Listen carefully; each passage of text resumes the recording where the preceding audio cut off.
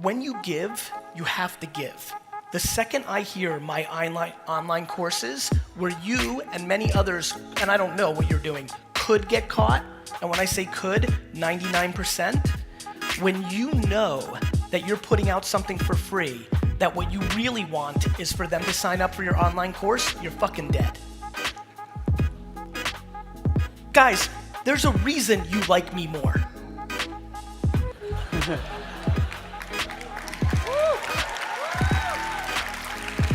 I'm not trying to funnel you into anything. I want nothing from you.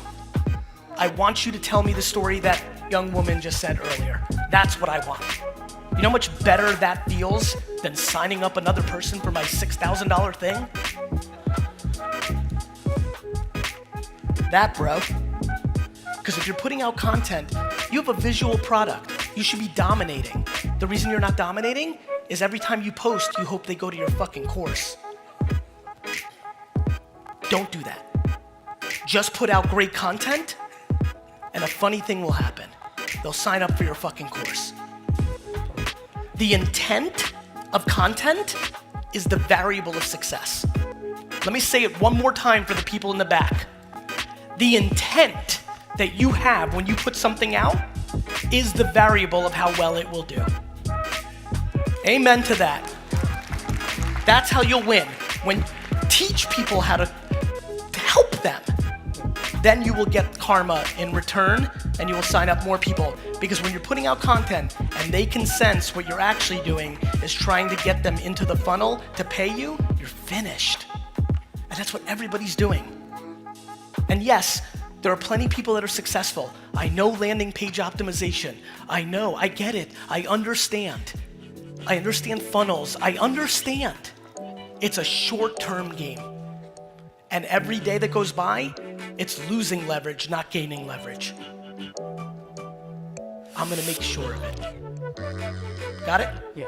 When you put out content every single day, you can do anything. Guys, my #1 successful post on Instagram in the last 3 years was me eating blueberries a couple weeks ago. That's fucking crazy. But that meant that you guys have been getting so much of one thing for me that the second I gave you something else, you liked it. You can do both. That's what volume of content allows. It allows creativity. It allows you to be selfish and selfless. If you're in a corporation, as perhaps people are here, how do you manage putting content out whilst you have a banner or a brand to represent the market without having to go through layers of approval every time before you want to share something meaningful to people in your industry? Life is about decisions. There are many organizations that you will be able to join that will not give you any headaches to do that. There will be far more that won't let you do it. Nobody's forcing you to work anywhere. If you're deciding that the stability or the income that you're getting from that job, this is, in America, cannabis industry is going through a big transition, right? And you can't run ads for cannabis companies on Facebook and Instagram. It's against the terms of services as America figures out its marijuana cannabis laws. I go speak at this event and all these people come up to me, they're like, Facebook's screwing me, Gary. Fucking Instagram's fucking me. I'm like, no, it's not. They tell you what the rules are. You don't like the rules. You try to start an account, they shut you down. I don't like that companies want to be capitalists, but then treat their employees like it's communism. Right. Which is why I don't do it. My employees can do whatever the fuck they want. They can start a VaynerMedia within the company, do content and steal I don't give a shit, because I'm not scared. Right. But the reality is, you have to make a decision. Are you gonna maximize your salary and not give a fuck about that rule? Or are you gonna go find a job, right, that pays you maybe a little bit less, but gives you the freedom you're looking for? It's as simple as that. Blended and happy, right? What's that? Like blended and happy. That's right. Like that. And here's what I love. When you really talk, this is why I love Q&A. Like when you have a logical conversation, the great thing is you're in charge. I understand what you'd like to happen, and I say to you, hey, are you gonna take this $237,000 a year job that doesn't let you, or do you wanna take this $150,000 a year job that does? I think what's remarkable is people are starting to realize the second job is starting to make sense. And that is not how we grew up the last 80 years when it was maximize money. Now it's maximize happiness and opportunity. Because if you take the 150 and you do your content, what you already know, you've already tasted it, is you're only 3 years away from making 430 on your terms. Right. The first 18 years of my life, the entire world, besides my mother, said that I was gonna lose. I'm 43 years old. I grew up in an America where going to a good college was the only indicator of you being successful. And I was a DNF student. So every teacher I had and all my friends' parents thought that I was the loser kid in the neighborhood. And what I thought was they were the losers. I was right. So my chip was I was an immigrant. I came to a country I didn't speak the language. I was a terrible student. Every place in my life was telling me no, no, no, except one place. When I sold lemonade, when I shoveled snow, when I sold baseball cards. There was this one place where there was nobody's judgment. It was just the market. Just the market decided. And that's where I was best. The market, not somebody's judgment. And that was my chip. Follow-up question, what if someone doesn't realize what that chip is for them? Then they won't be able to execute, because if you are not self-aware about your own feelings, you are vulnerable. The question is, are you not willing to look? A lot of people in this room aren't willing to look because it's too painful to know where it's coming from. When most people's biggest problem here is a parent. That's not fun. That's not fun. And so I'm empathetic to that. Ego is not confidence, ego is insecurity, right? And when you're scared or nervous or not confident, a lot of people have DNA that makes them overcompensate. I call it a cactus. They're a cactus. They're tough on the outside, but they're soft on the inside. The reason I keep telling everybody kindness is a strength is I'm super nice and super passive, actually, and like I'm willing to let people take advantage of me because I'm strong inside. So the question is, you have to just know if you're nervous, if you're using, fake confidence to actually hide something you're concerned about.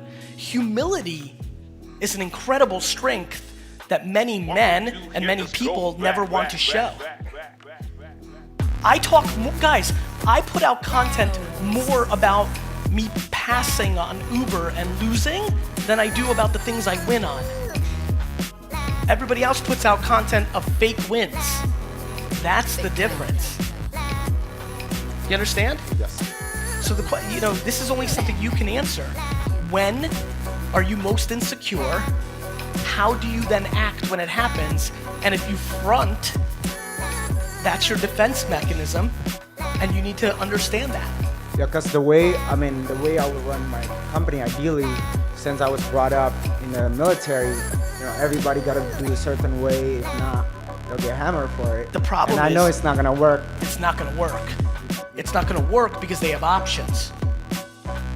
In the military, when you sign up and you're sergeant or general, whatever the fuck it is, you're like, fuck, you gotta fucking do it. Yeah.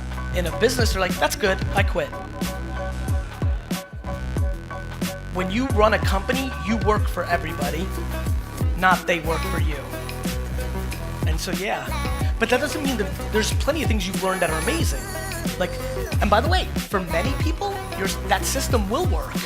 You just have to know that as a leader, there isn't one thing that fits everybody. So either you find people that it works for, or you develop the ability to manage people differently than just that way. That you decide. You don't have to do it the way I'm telling you to do it. You could just spend all your time finding people that like the military way and they like that vigor. I believe to scale, you have to have multiple ways to address issues, leadership, things of that nature. terms of talking about being lonely when you don't kind of get the support from your family or from your close people around you, like how do you deal with that and still? I deal with it extremely well because I love sticking it to people that don't think I've got it. I mean, even if it's your spouse, your Especially. parents.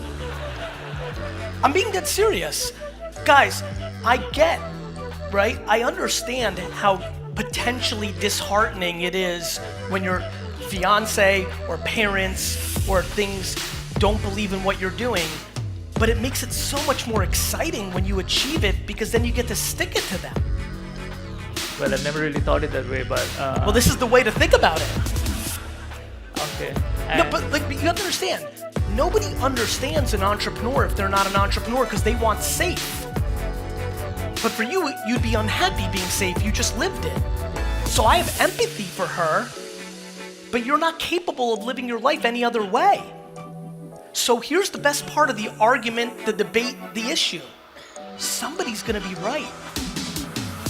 Either you're gonna go and execute and provide for your family as an entrepreneur, and then you get to say to her, see?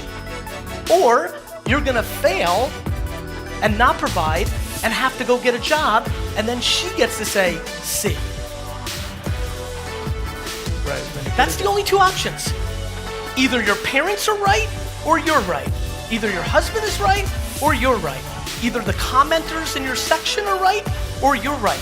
I spend no time on the cheering or the boos. I spend on executing so that when it goes to 0, I can say I was right.